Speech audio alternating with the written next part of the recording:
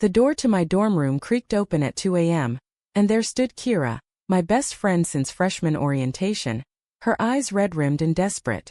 "Harmony, I can't keep this inside anymore," she whispered, stepping into the dim light from the hallway, her voice breaking like glass under pressure. "I'm in love with you, not as a friend but completely hopelessly in love, and it's tearing me apart." I froze on my bed, the textbook slipping from my hands, my heart pounding as if it might burst from my chest. How could this be happening? Kira and I had shared everything: late-night study sessions, road trips to the coast, secrets about crushes on guys that now felt like lies. But in that moment, her words hung in the air like a storm cloud, promising to upend the safe, predictable life I'd built at UCLA. My mind raced back to how we met. It was orientation week, both of us wide-eyed Midwestern transplants in the sprawling chaos of Los Angeles. Kira, with her sharp wit and infectious laugh, had pulled me out of my shell. We bonded over shared playlists and dreams of escaping small-town expectations. She was the outgoing one, always dragging me to parties, while I preferred quiet coffee shops and books. But now this confession, it felt like a betrayal of the friendship I'd relied on to navigate college. I didn't know what to say. Part of me wanted to laugh it off, pretend it was a joke born from too much stress over midterms. But her expression, raw, vulnerable, told me this was no prank. "Kira, what are you talking about?" I managed, my voice barely above a whisper. "We're friends. Best friends. This changes everything." She nodded, tears spilling down her cheeks. "I know. I've tried to ignore it, Harmony, for years. But every time I see you with someone else, it kills me. Remember that guy from psych class you dated last semester?" I smiled through it all, but inside I was dying. She paced the small room, her hands gesturing wildly. "I thought maybe it was just a phase, but it's not. It's real, and I can't pretend anymore." My thoughts swirled in confusion. Was there truth in what she said? Had I missed the signs? Those lingering hugs, the way her eyes lit up when I entered a room. I chalked it up to sisterly affection. But now, replaying memories, doubt crept in. And worse, a flicker of something unfamiliar stirred in my chest. Curiosity, fear, attraction.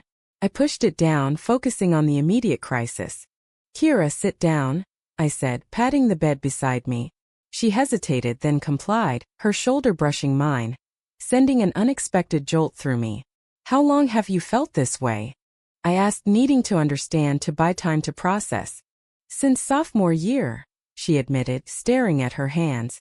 "It started small, admiring your strength, your kindness. Then it grew. I dated other people to distract myself, but nothing stuck. You're the one I want to be with, Harmony. The one who gets me."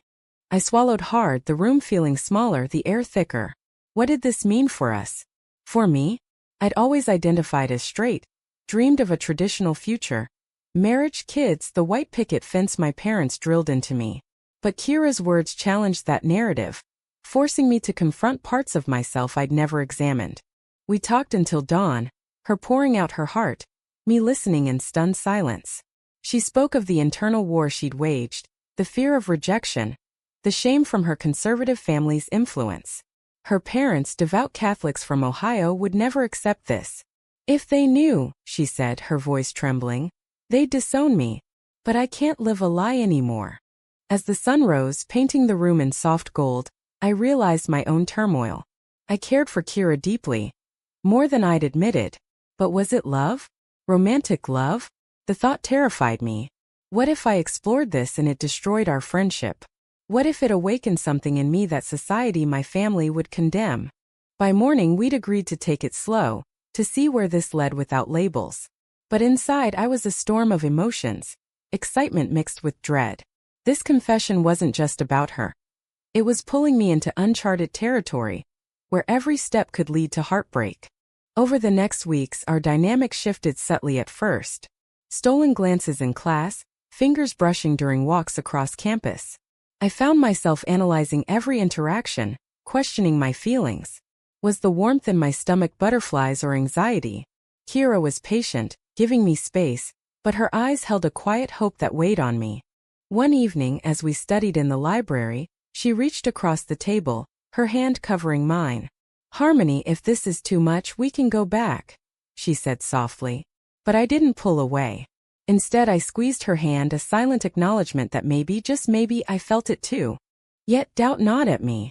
My roommate, Sarah, noticed the change.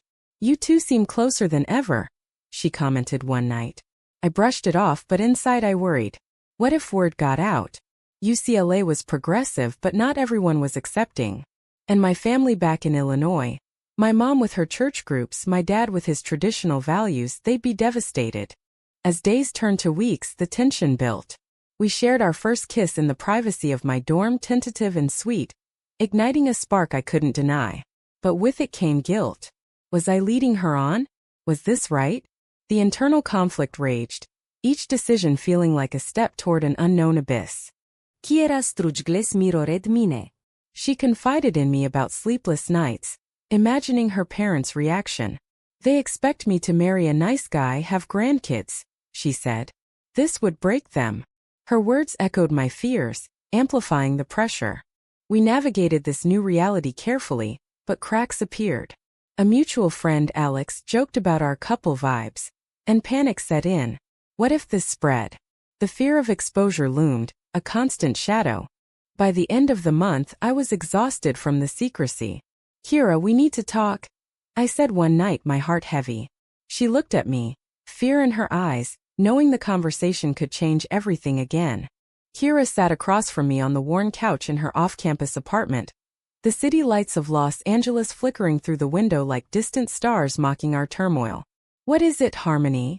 she asked, her voice steady but her fingers twisting the hem of her shirt betraying her nerves. I took a deep breath, the weight of my words pressing down like an invisible force. "I think I'm falling for you too," I confessed, the admission both liberating and terrifying. Her face lit up, but I held up a hand. "But I'm scared, Kira. Terrified. What if this isn't real? What if it's just confusion?" She nodded, understanding flashing in her eyes. "I've been there. The doubt, the what-ifs. But for me it's clear. You're it." She moved closer, her presence a comfort and a challenge. We talked for hours, dissecting our feelings, the societal barriers looming large. In the days that followed, our relationship deepened. We stole moments away from prying eyes, walks in secluded parks, late-night drives along the Pacific Coast Highway. Each touch, each shared laugh, chipped away at my reservations. But the internal battles intensified. I lay awake at night replaying scenarios, telling my parents, facing judgment from friends, questioning my identity. Kira faced her own demons. She started pulling away slightly, her texts less frequent. When I confronted her, she broke down. "My sister called today," she said, tears streaming. "She's getting married and Mom kept asking when I'll bring home a boyfriend. It hit me how much I'd lose if they knew about us." The pain in her voice mirrored my own fears. My family was similar, Midwest values, emphasis on normalcy. Dad's subtle homophobic jokes at family dinners, Mom's insistence on grandkids. Coming out would shatter their image of me. We decided to keep it secret for now, but secrecy bred paranoia. At a campus party, a guy flirted with me and Kira's jealousy flared. "Why didn't you shut him down faster?" she whispered later, hurt etching her features. "I didn't want to draw attention," I replied, frustration building. "We're not out, remember?" The argument escalated, voices raised in hushed tones, each word a dagger. We made up, but the rift lingered. Trust issues emerged. Kira questioning my commitment, me resenting her pressure.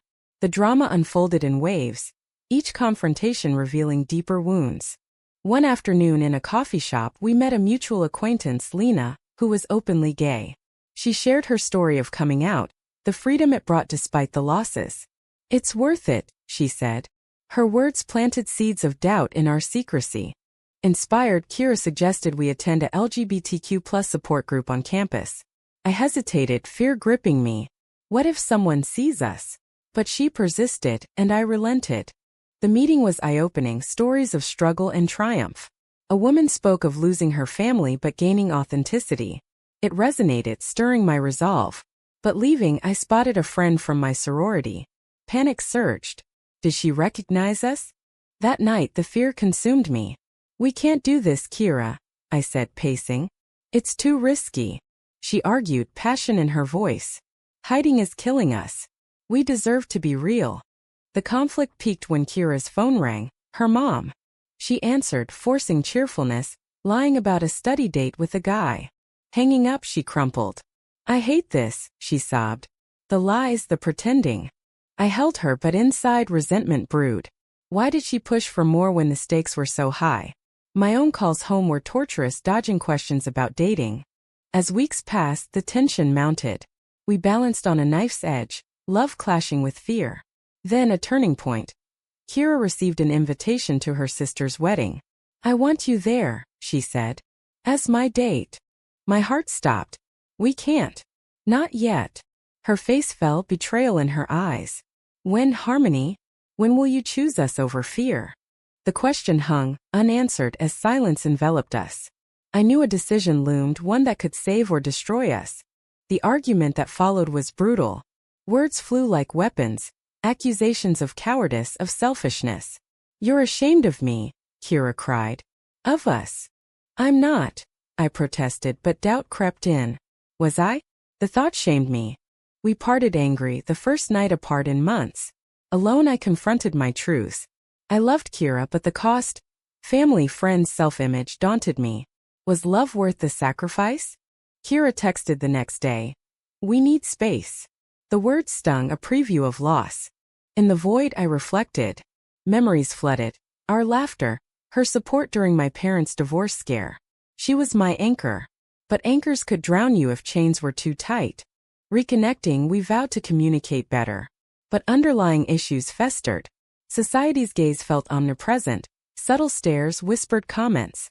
Even in liberal LA, prejudice lurked. A classmate's offhand remark about those people cut deep, reminding me of the world outside our bubble. Kira's impatience grew. I can't wait forever, she said one evening, her tone resolute. I nodded, knowing time was running out. The pressure built toward an inevitable clash. Each day a step closer to the edge. The wedding invitation sat on Kira's kitchen table like a ticking bomb.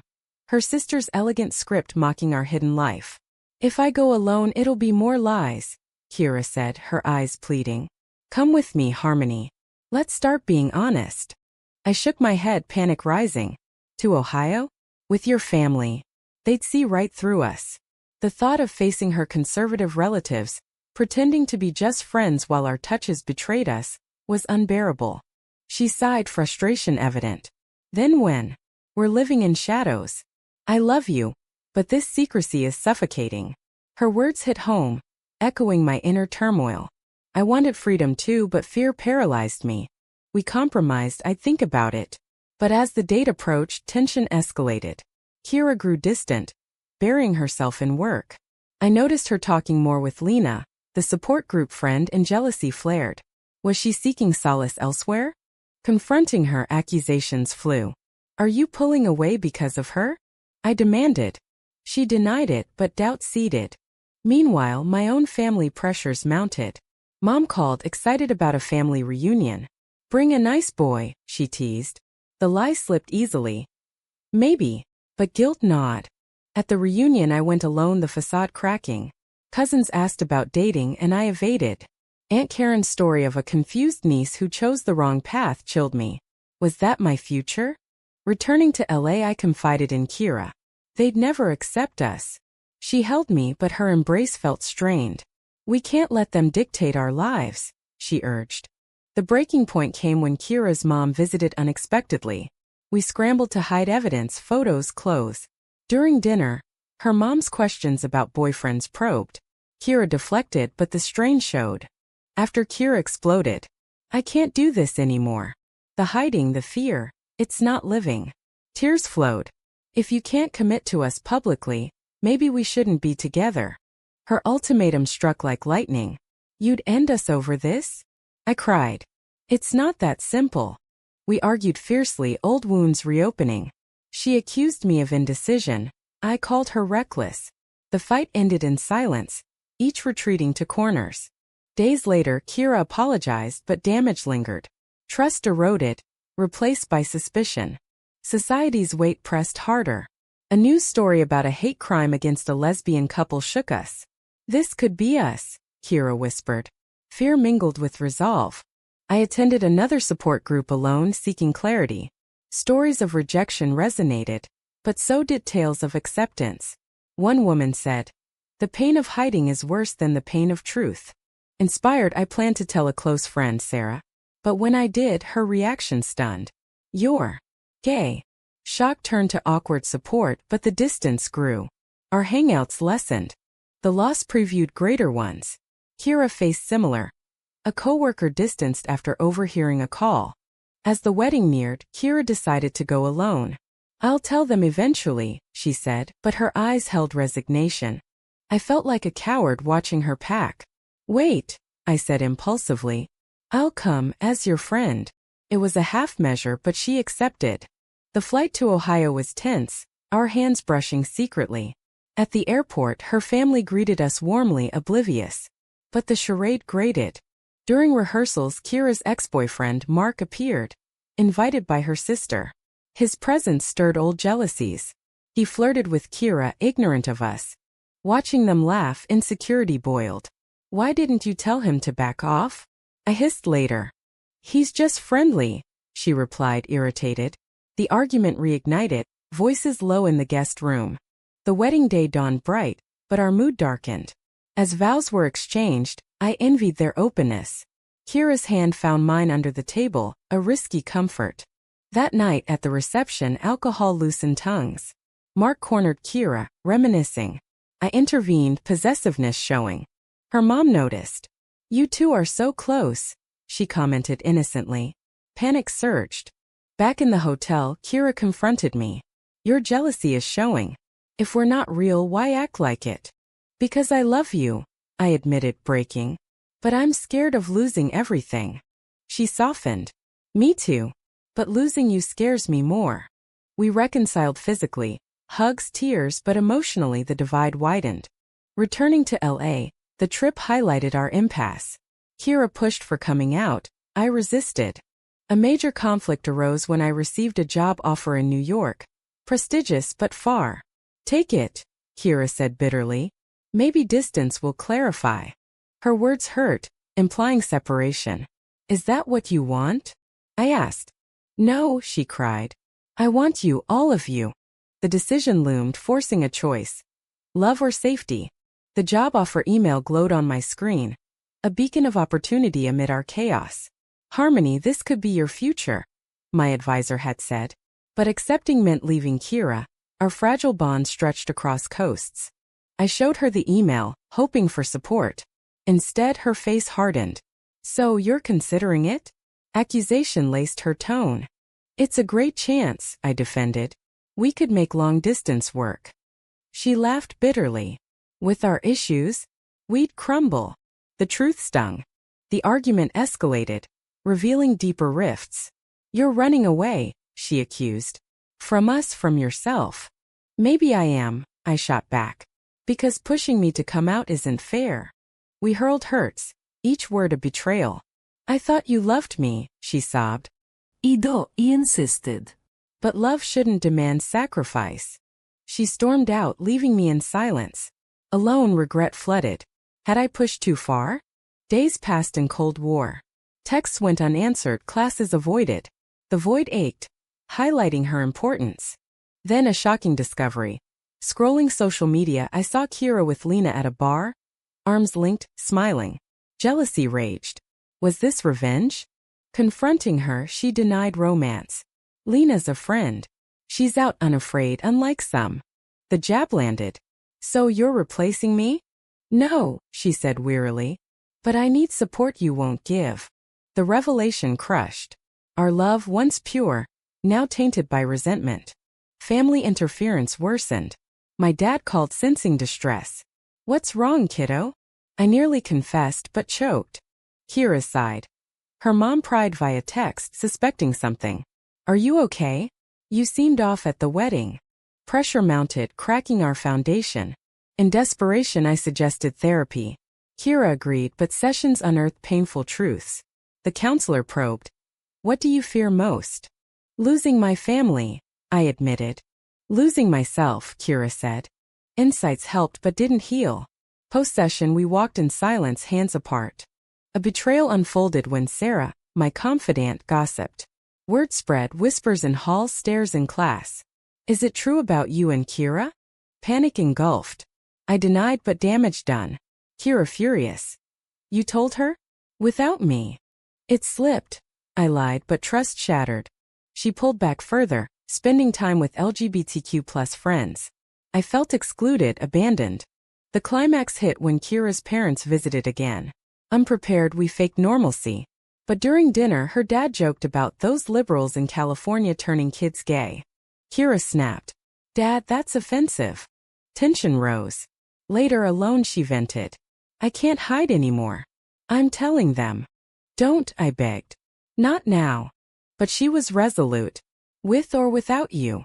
The next day, she confessed to her parents. Chaos ensued, yells, tears. Her mom cried.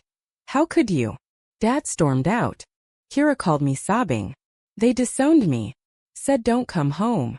Horror struck. This was the cost, the price of truth. I rushed to her, holding her as she broke. Was it worth it? She whispered. I don't know, I said, guilt heavy. My inaction contributed. In the aftermath, Kira changed, harder, more distant. I did it for us, she said. But where were you?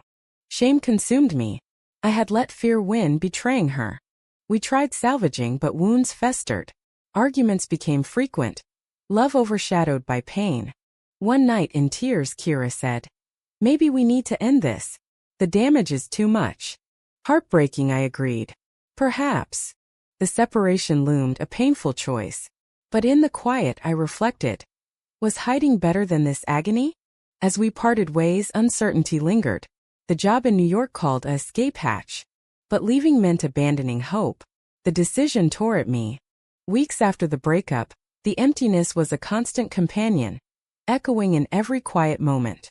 I accepted the New York job, packing my life into boxes, each item a reminder of Kira. Her laugh, her touch, ghosts haunting me. Before leaving, I reached out. Can we talk? The coffee shop meeting was awkward, eyes avoiding. I'm sorry, I started. For everything. My fear hurt you. She nodded, tears welling. It did. But I hurt you too, pushing too hard. We dissected the ruins, acknowledging mistakes. Love lingered, but trust was fractured. Will you be okay? I asked. She smiled sadly. I'll try. The support group helps. My parents. Radio silence, but maybe time heals. Guilt surged. Her sacrifice, my hesitation, the imbalance glaring. As I boarded the plane, doubt plagued. Was running right? New York offered reinvention, but at what cost? Settling in, the city buzzed, but loneliness gnawed. I dated casually, men mostly testing waters. But thoughts returned to Kira. Months passed. A call from her. Harmony, I miss you. The words ignited hope. We talked, bridges mending slowly. She shared her awakening, therapy, activism. Losing family hurt, but gaining authenticity saved me. Inspired, I confronted my fears. Told my parents over video. Mom cried. We love you, but this is hard. Dad silent at first, then. Give us time. The relief was immense, pain mingled with freedom. Reconnecting with Kira, we navigated cautiously. Visits, calls, rekindling without pressure. But society challenged. At a pride event, harassment reminded of dangers. Yet standing together, strength grew. A major decision. Kira moved to New York for grad school. Cohabiting, we rebuilt. Conflicts arose, old habits, new stresses. An argument over commitment. Are we official? She asked. Yes, I affirmed, ready. But betrayal struck when an ex-colleague outed us at work. Whispers, sidelong glances. I considered quitting, but Kira urged fight. We've come far, she said. Don't regress. Standing firm, we advocated turning pain to purpose. Years later, reflecting, the journey's toll evident. Lost friends, strained family, but gained self. Kira proposed one evening, ring simple. Through it all, you're my choice. Tears flowed. Yes. Our wedding small, accepting loved ones present. Absences stung, but presence mattered. In quiet moments, doubts surfaced. Was the pain necessary? Could we have avoided? But growth emerged from ashes. Looking back, the path, confession to confession, betrayal to bond, shaped us. Yet one question lingers. In the face of societal chains, Is the pursuit of authentic love always worth the personal devastation it may cause?